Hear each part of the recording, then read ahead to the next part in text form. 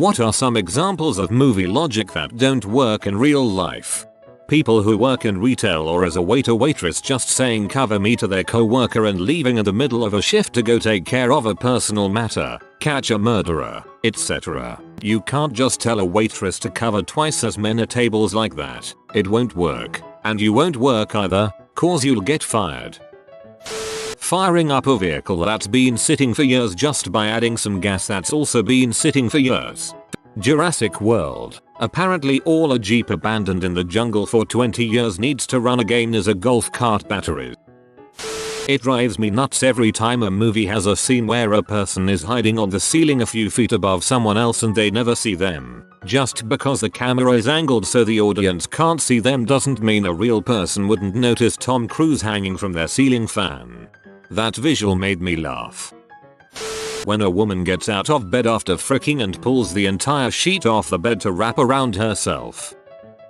Flying airplanes and helicopters extremely low to the ground. There's absolutely no reason to fly a helicopter between buildings during a car chase. There is absolutely no reason to fly an airplane 200 feet above the ground when they can effectively drop bombs from miles in the air. Or having to be anywhere near the target to fire missiles. Like seriously, those missiles have a range in miles. Godzilla would never even see the dang plane. When the good guy follows the bad guy in a car and the bad guy never notices even though they are the only two cars in the road. Following the bad guy in a fancy car, parking 50 feet away across the street and watching him like you're not being noticed. The main character is an absolute beast in fights with common mercenaries, then suddenly loses all of their muscles in the final battle and it takes 50x longer than it should. That's not how fights work. Also, a group of 10 common mercenaries attacking one at a time for maximum convenience. In that scene where the good guy gets completely surrounded by bad guys with guns, I understand the principle, but if those guys actually opened fire, they'd just end up shooting each other in the face. Fields of fire people. Or how as long as they're chasing the good guy the bad guys shoot tirelessly but right when they corner him they all stop trying to kill him. Cutting my own hair in a gas station bathroom while I'm on the run and when I leave it's salon fabulous. That crap would itch so bad. Tear down the shirt. Where slivers suck butt. Just no. Or they color it in the bathroom without making a mess or staining their skin. Lol. Like 99% of car jumps are phony. Most cars would destroy the suspension or at least blow out the tires. I just said we'd make it across. I didn't say anything about the wheels staying on. The idea that we have nothing in between small rockets and fricking nukes. Crap like Pacific Rim or Godzilla where it's like, small missiles don't fricking hurt something, so we jump straight to nuclear options or other ridiculous ideas. Trying to convince a retired guy to do one more job. I'm too old for this crap. Sitting in the backseat of a car and casually reaching forward to snap the neck of the person in the driver's seat. It does next to nothing if you do it like they do in movies and it makes for a very awkward ride home. But all neck breaking in general. If it were that easy to kill someone by jerking their neck all paralyzed people would just be dead. Walking away from an explosion. Surviving a blast as long as you don't get hit by the fireball. Someone needs to explain to Hollywood how a grenade kills people. Did you want to go to dinner tomorrow? Sure. I'll see you then. See you when? At dinner time. Turning on the news radio at the most convenient time for the plot.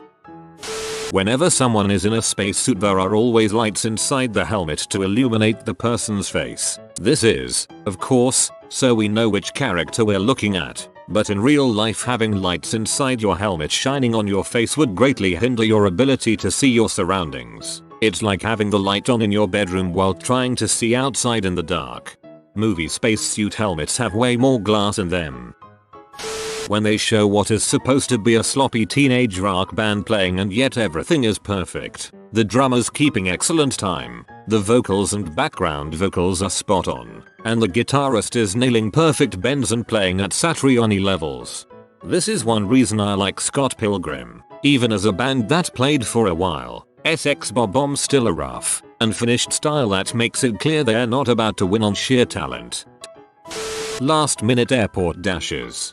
Everything pre 9/11 seems like a fantasy about how efficient an airport can be. It's unreal how some movies you can just pull up to the departure gate and get on your flight in 10 minutes. I stand corrected. It seems that Canadian airports are unable to get you through in a short time, or at least in my experiences. People jumping through windows, breaking them and landing on the shards but not getting a scratch. Obligatory, the nice guys did this one right. Shooting a monitor to destroy a computer's hard drive. Breaking a flip phone in half to dispose of the evidence on it. Grand romantic gestures don't convince someone who's on the fence about you that you're worth it, just that you're probably a nutcase. Learned this the hard way, RIP to my backyard fence. When the pressure in an engine becomes so high that the gauge itself breaks. Warning, danger to manifold. The gun that never runs out of bullets. Alternatively, bad guy's gun jams just as he is about to shoot the good guy. People holding their breath underwater for ungodly amounts of time. Non-main character, I can't do it, I won't be able to hold my breath that long. Main character, yeah you can. Both proceed to hold their breath for like 10 minutes. If someone in a movie starts coughing, they are about to die. If a woman says she doesn't feel well, she's pregnant. Every window in Paris always overlooks the Eiffel Tower. Stopping in the middle of a giant battle with people dying all around you to kiss a loved one, or hug or high five a fellow mate.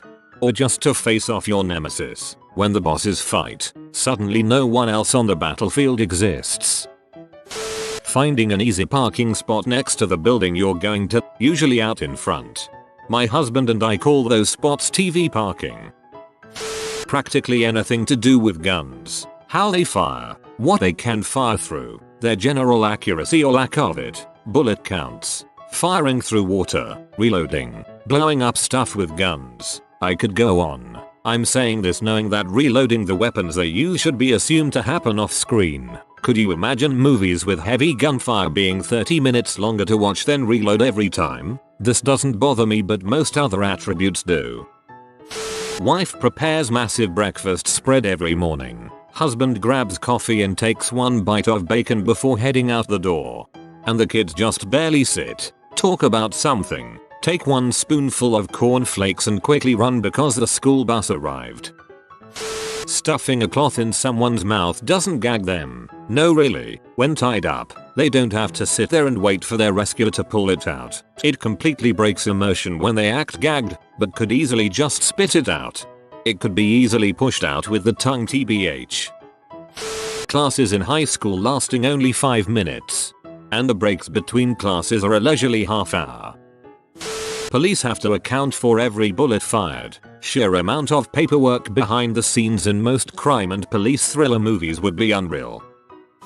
Knocking people out. In the movies it's a quick smack to the noggin and that person is out cold for a few minutes, hours. In real life, depending on how hard you hit someone, they can be out for a second or two. Any longer and there will be significant brain damage. Knocking them out for several hours, well, they're probably dead. Try not to be unconscious for too long, it's like super bad for you. If you are shy, you can change your hairdo and outfit and immediately become extroverted. Or, if you are frumpy and ugly, just take off your glasses and let down your hair. Instant beauty queen. A car hits a pole and it freaking blows up. It might start steaming, but I'm pretty sure it wouldn't blow up like a bomb. Yeah, pack of smokes to the clerk. You actually have to specify a brand. Smokes clearly is the brand. Giving birth to super clean babies that look several months old, and there's no afterbirth. Cockies never seem to be handled by anyone. They just hop in and start it up. A person gets shot and a tiny trickle of blood comes out and they die immediately. All the massive blow-ups of cars and things that wouldn't really blow up that dramatically. Also, when a character who never drinks or parties goes out and slams back a ton of shots and beers but doesn't get sloppy drunk, a non-drinker throwing back that much alcohol would realistically be stumbling, slurring, knocking crap over and puking, not dancing vivaciously and with coordination. Not to mention that most of the explosions are all flash and no bang. C4 detonations look nothing like movie explosions. Character 1, you did a bad thing. Character 2, wait, I can explain what happened. Character 1 runs away like a child before an explanation can occur. Most of the times it's more so. 1. You did X. 2. Wait, I can explain X. 1. No, you can't, this is the last straw. 2. Instead of starting to explain, just repeat wait, I can explain X, or please don't leave me, making them appear even more guilty. If the girl says no, don't listen. Keep pestering her and hurting yourself until you hurt yourself enough that she finally gives in. That's how you earn movie love. That, or share just a single scene with the girl, and then after the adventure is over you can kiss out of nowhere and the movie will pretend you had a whole romantic subplot when there wasn't any. Hooking up after a massive shared trauma is the key to long-lasting love. Doesn't matter if you hated each other before, have nothing in common, or that she was still getting over her last relationship. Trauma, God's eraser. 30 seconds to self-destruct. 3-minute heated conversation. 10 seconds to self-destruct. CPR equals necromancy. Also, shocking doesn't fix a flat line. It induces one when there is a problem with the heartbeat. It's the equivalent of turn it off, turn it back on. Not saying goodbye on the phone. This is the goodest flyboy. He will bring you 10 years of happiness in exchange for a like on this video. Like and subscribe, you magnificent person.